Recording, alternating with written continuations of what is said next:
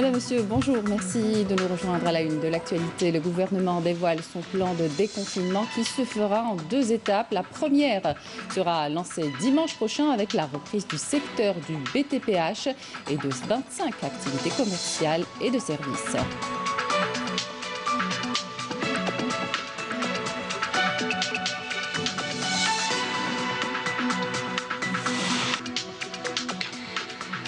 En exécution de l'instruction annuelle de préparation au combat au tir réel de l'exercice 2019-2020, le général-major Hambli Nourdine, commandant de la 5e région militaire, a supervisé ce jeudi 4 juin l'exécution de l'exercice tactique avec munitions réelles HESM 2020.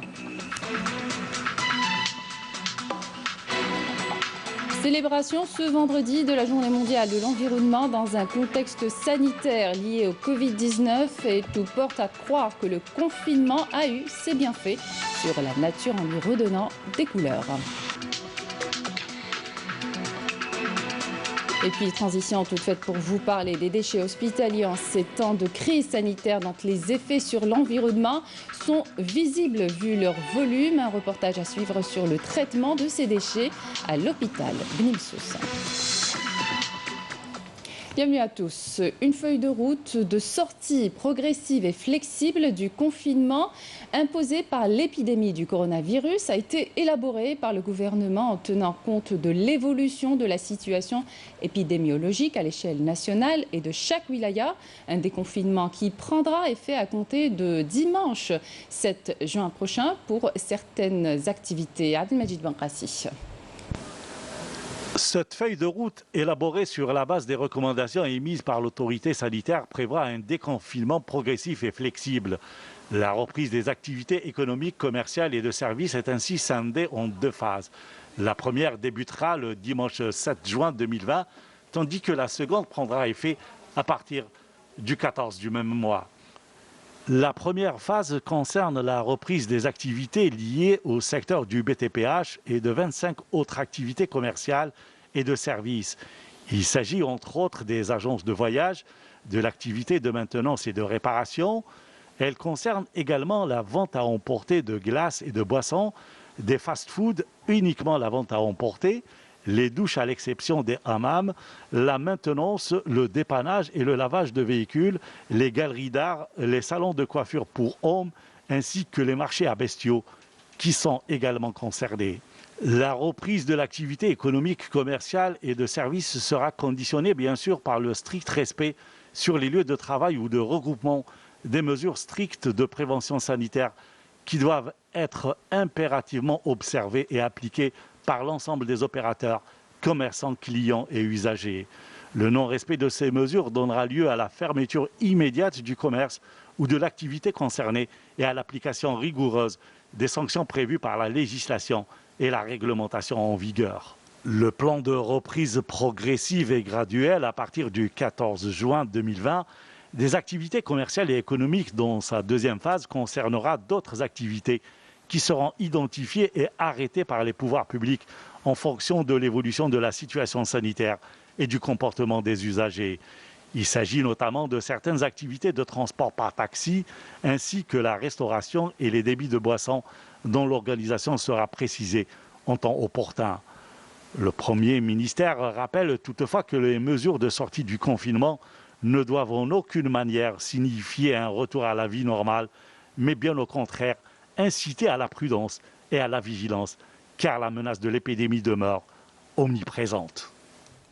En exécution de l'instruction annuelle de préparation au combat au tir réel de l'exercice 2019-2020, le général-major Hambli Nourdine, commandant de la 5e région militaire, a supervisé ce jeudi 4 juin l'exécution de l'exercice tactique avec munitions réelles HESM 2020 avec pour thème la brigade blindée en marche avec l'éventualité du déclenchement d'un combat de rencontre exécuté par les unités de la 7e brigade blindée à Tlarma.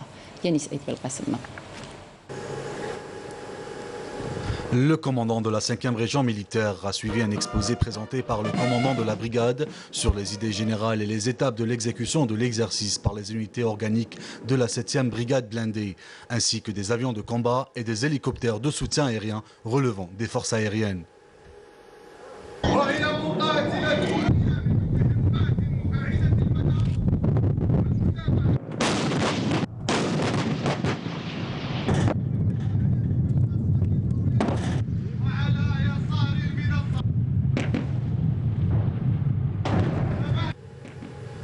ensuite supervisé le déroulement des actions de combat qui ont été marquées par un haut niveau de professionnalisme durant toutes ces étapes et un niveau tactique et opérationnel excellent, ce qui a permis de réaliser des résultats très satisfaisants en termes de précision de tir des différents systèmes d'armement.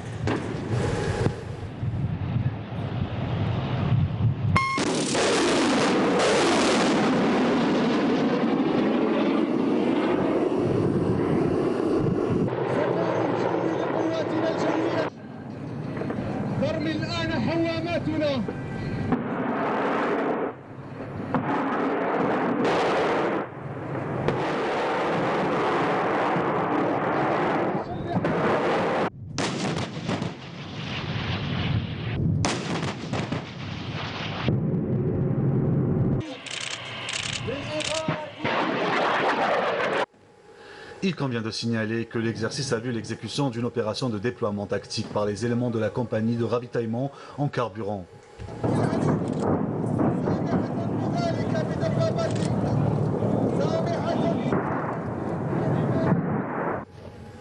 À l'issue de l'exercice, le commandant de la 5e région militaire a salué les grands efforts fournis par les éléments des unités participantes en insistant sur l'importance de l'expérience acquise de l'exécution de cet exercice pour renforcer l'état prêt au combat des unités de la 5e région militaire.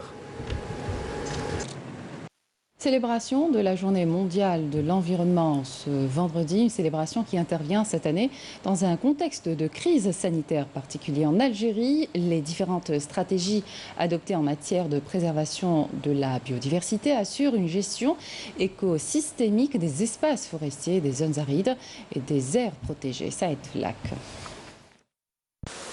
Sous le thème « Un temps pour la nature », l'Algérie célèbre en ce 5 juin la journée mondiale de l'environnement dans un contexte de crise sanitaire liée à la pandémie du nouveau coronavirus. Paradoxalement, les experts s'accordent à dire que le plus grand bénéficiaire du Covid-19 est la nature.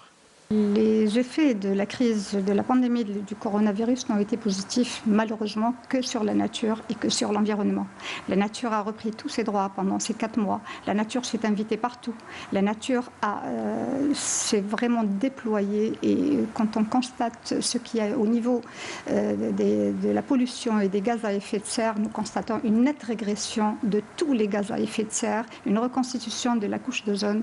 Malheureusement, c'est le coronavirus. Cette crise du coronavirus a réussi ce que nous n'avons pas réussi. Elle a réussi à faire baisser les 4 premiers mois de cette pandémie les gaz à effet de serre de 7%.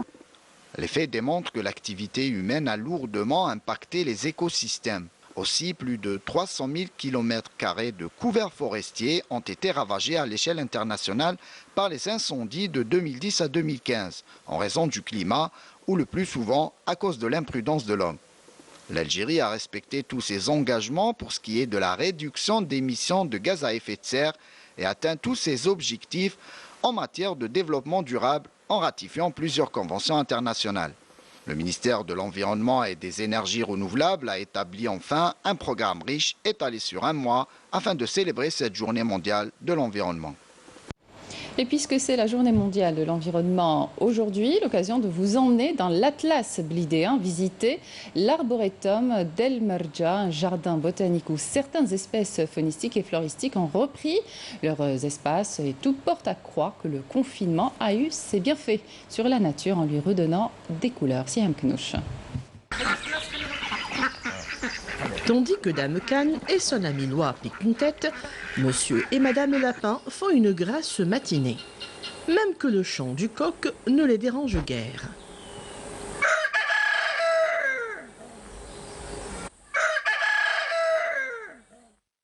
En fait, ça fait un bon moment que la faune et la flore de l'arboretum d'El Merja, dans l'Atlas blidéen, n'ont pas été dérangées. Depuis la mise en place du confinement, la nature semble avoir repris ses droits par endroits. Le confinement a permis aux animaux de reprendre ses droits, vu la diminution et la réduction de transport motorisé. Le confinement il a donné un avantage pour le retour de papillons, des oiseaux et des poissons qu'on a auparavant, on a manqué de les voir sur le terrain. Le cacappement des pintades se met au diapason des chants d'oiseaux. Noix et noisettes prennent tout leur temps pour bien mûrir. D'habitude, il y a beaucoup de monde ici. On profite du confinement pour mieux travailler et planter de nouveaux arbres sans que ces derniers soient endommagés. La diversité de cet arboretum est importante. Depuis sa création en 1935, 160 espèces y ont été introduites. Comme ce cyprès du Tassili qui tient bon. Il y a des différentes espèces ici. Nous avons toutes sortes de pins, le cyprès. Nous avons aussi le sapin de Numidie. L'endroit jouit d'une grande biodiversité. Avec la pandémie du coronavirus, la nature a trouvé un moyen de faire un break et de se régénérer. Comme quoi, à quelque chose, malheur est bon. Alors aussi un jour, vous... Transition toute faite pour vous parler des déchets médicaux en ces temps de crise sanitaire dont les effets sur l'environnement sont visibles vu leur volume. Il s'agit de masques de protection, blouses, compresses potentiellement contaminés par le Covid-19. Alors, comment sont traités ces déchets, par qui et dans quelles conditions? Élément de réponse dans ce reportage à l'hôpital de Bnim Souss, un reportage signé Amel Bouarpa. La pandémie de coronavirus a augmenté le recours aux équipements de protection comme les masques et les blouses, ainsi que les textiles sanitaires faisant bondir le volume des déchets liés aux activités de soins. La gestion de ces déchets hospitaliers pose souvent problème compte tenu du risque infectieux et du danger sur la santé et l'environnement. Les déchets sont traités de deux manières dans nos hôpitaux ou dans les structures hospitalières. Par broyage, donc il s'agit donc d'une stérilisation d'abord, après on le broie, le déchet il est broyé, ou bien par incinérateur, mais à condition que ces incinérateurs répondent aux normes. L'hôpital de Souss s'est arrêté en réalité donc d'incinérer les déchets techniques ou les dasseries depuis pratiquement les orientations et les recommandations du ministère de l'Environnement. À ce jour, on a contracté pratiquement 2 conventions. Vous savez très bien qu'il y a 2 formes de déchets. Il y a ce qu'on appelle les déchets ménagers et les déchets à activité de soins. Donc les deux sont évacués par 2 entreprises spécialisées dans le traitement des déchets à activité de soins. En moyenne, elle varie entre 900 kg jusqu'à 1200 1700 kg. Il y a la quantité qui a augmenté un petit peu donc, par rapport donc, à cette épidémie, à cette pandémie donc, du Covid. Pour la collecte, le traitement et l'élimination des déchets hospitaliers de façon sécurisée, le CHU de Bnim Souss fait appel à l'entreprise NCC de Bourj El Kifan. Ici, les déchets médicaux sont traités et stérilisés par des équipements spécifiques. Par jour, on traite de 6 à 7 tonnes. Le procédé qu'on utilise, c'est la désinfection à vapeur. C'est une sorte d'autoclave donc, qui préserve l'environnement et la santé publique. Son avantage, c'est qu'il n'y a ni émission atmosphérique, ni fumée, ni gaz. C'est une solution verte adaptée selon les normes européennes. Durant cette pandémie mondiale, nous avons renforcé nos mesures d'hygiène et de sécurité afin de poursuivre nos missions de gestion des déchets d'activité de soins. Et bien évidemment, les quantités de déchets ont augmenté, c'est-à-dire on a renforcé même notre personnel afin de pouvoir traiter les déchets reçus. Tout comme les mesures de prévention, le traitement des déchets d'activité de soins à risque infectieux de façon rapide et sécurisée est un maillon essentiel dans la lutte contre le coronavirus. Le bilan du coronavirus dans le pays, 98 nouveaux cas confirmés et 79 guérisons ont été enregistrés par les autorités sanitaires du pays. 8 décès sont également à déplorer. Voici le bilan complet par le Dr Jamal Fourar, porte-parole du comité scientifique de suivi de l'évolution de la pandémie du coronavirus. Écoutez. Aujourd'hui, jeudi 4 juin, nous allons vous donner un bilan de la situation épidémiologique de la Covid-19 en Algérie. Au cours des 24 dernières heures, pour les principaux indicateurs, nous avons 98 nouveaux cas enregistrés, 79 patients guéris, 31 patients en soins intensifs et 8 décès. Avec les 98 nouveaux cas enregistrés au cours des 24 dernières heures, le bilan cumulé est de 9 831 cas, sachant que l'incidence nationale est de 22 cas pour 100 000 habitants. Nous voyons que nous avons 29 wilayas en dessous de l'incidence nationale et 19 wilayas au-dessus de l'incidence nationale. Et au cours des 24 dernières heures, 16 wilayas n'ont pas enregistré de cas. Concernant les décès, nous avons malheureusement enregistré 8 nouveaux décès.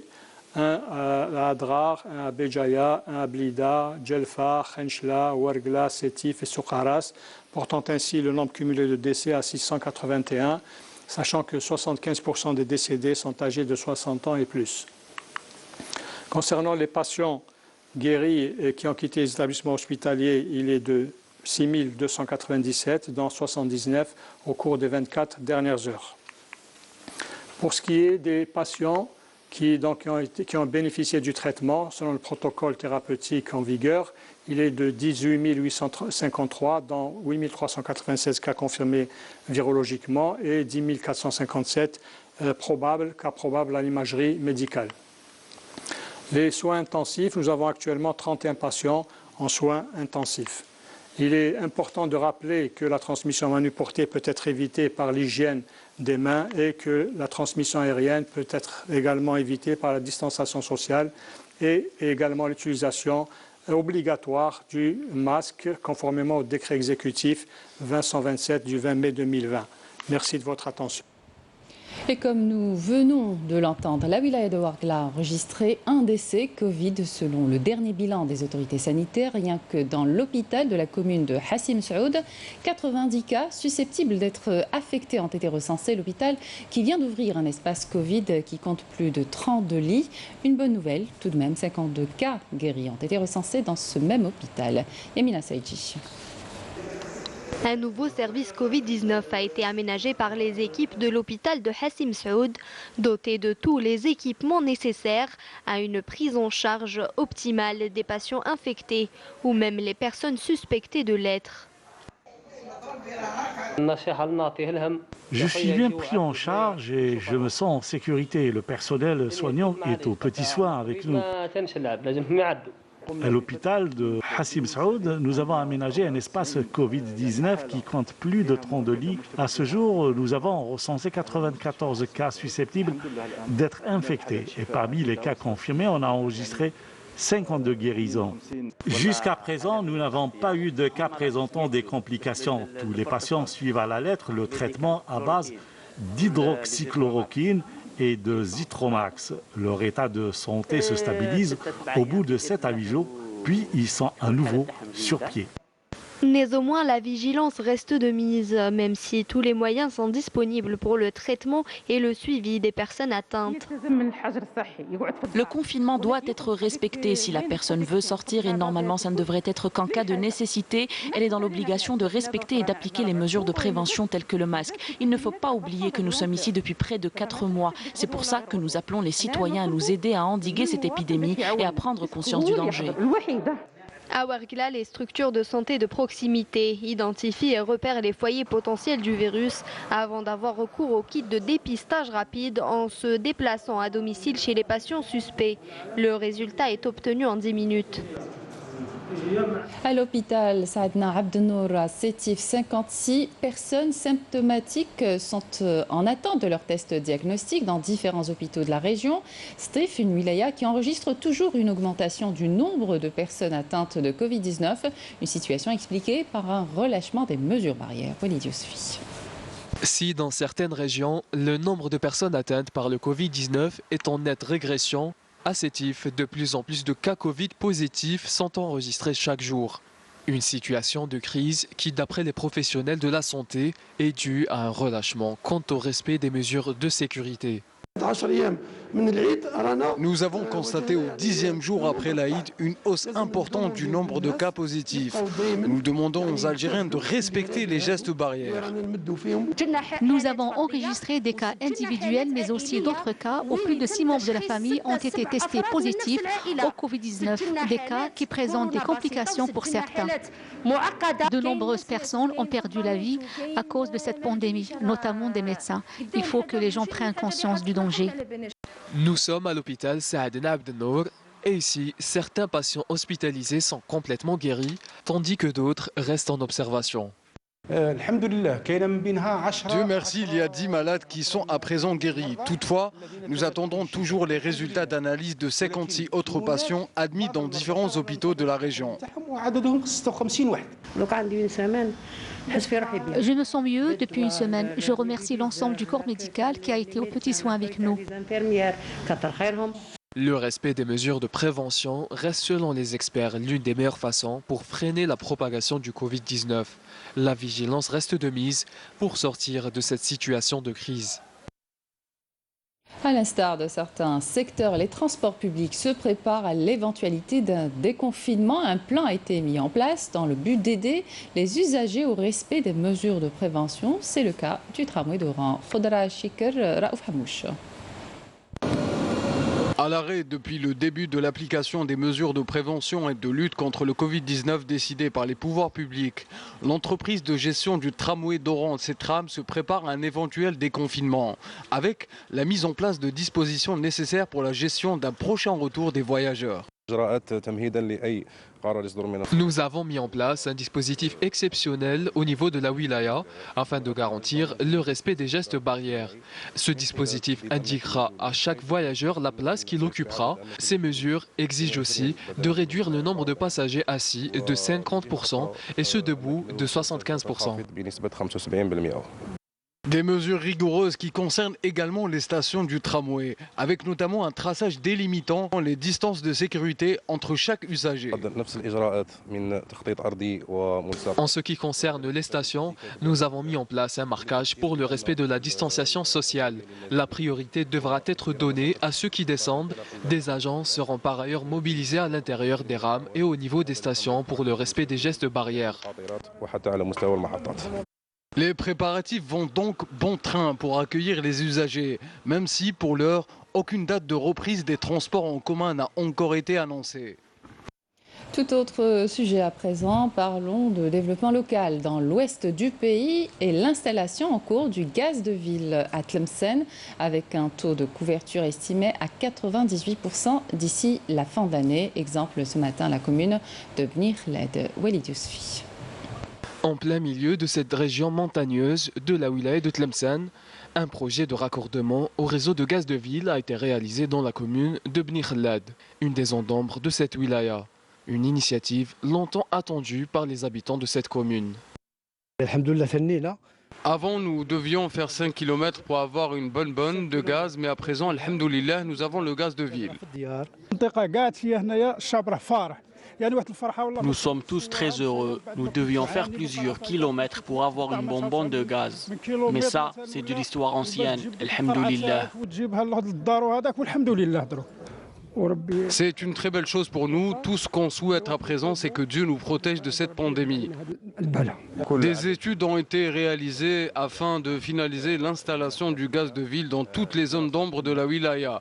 Et par ce fait, nous prévoyons de couvrir 98% de la wilaya d'ici la fin de l'année. Dans le même sillage, plusieurs autres projets de réhabilitation et d'extension d'infrastructures ont aussi vu le jour. La réalisation de classes d'école supplémentaires est un ancien projet qui s'est enfin concrétisé. Nous avions une surcharge au niveau des classes d'école. Heureusement qu'il y a ce projet d'extension. Les élèves pourront étudier dans la tranquillité. Une enveloppe de près de 4,5 milliards de centimes a été consacrée au développement local de la commune de Bni Khled. Des actions de développement local saluées par les habitants de la région. Le nombre des nouveaux cas du Covid-19 recensés en Inde a atteint 9 651 infections, soit le troisième plus grand nombre de nouveaux cas au monde enregistrés en une seule journée, derrière le Brésil et les États-Unis. Le Brésil qui est devenu le troisième pays au monde déplorant le plus de morts dus au nouveau coronavirus, dépassant les 34 000 morts devant l'Italie, après un nouveau record de décès enregistrés en 24 heures. Les patients souffrant selon l'Europe Heart Journal, les patients souffrant d'hypertension artérielle admis à l'hôpital pour Covid-19 ont 2 fois plus de chances de mourir que ceux qui ne souffrent pas de cette pathologie. Par ailleurs, le secrétaire général de l'ONU, Antonio Guterres, a estimé qu'un futur vaccin contre le Covid-19 devrait être considéré comme un bien public mondial accessible à tous lors d'un sommet virtuel réunissant plus de 50 pays et plus de 35 chefs d'État et de gouvernement. C'était la dernière information de cette édition. Merci de votre attention. L'information continue sur les liens qui s'affichent sur votre petit écran. Excellente suite de programme sur Canal Algérie. Et à demain.